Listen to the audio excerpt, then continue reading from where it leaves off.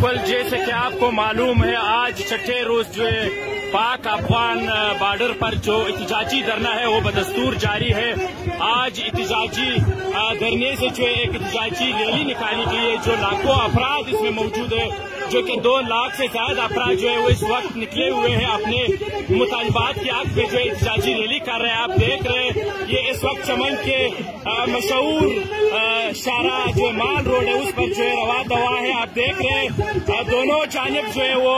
ایک بہت بڑا سیلاب نکلی ہوئے ہیں جو پاک افغان بارڈر کے خلاف، جو پاک افغان بارڈر پر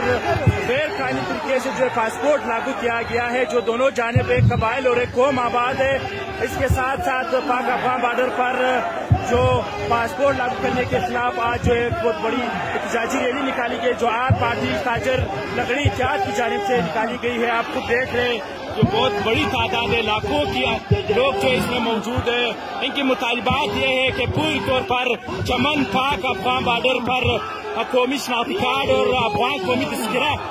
کے طور پر آنے جانے والے لوگوں کو جو اجازت دی جائے، اور پاسپورٹ کسی صورت ہمیں قبول نہیں ہے، اور پاسپورٹ کے خلاف جو ہے نعرہ کر رہے ہیں کہ پاسپورٹ نامنظور،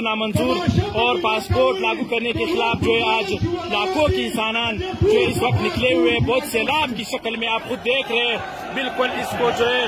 بہت بڑی سیلاب آپ کہہ سکتے ہیں جو پوری چمن کی 12 لاکھ آبادی نکلی ہوئی ہے جو پاسپورٹ کے خلاف ہے۔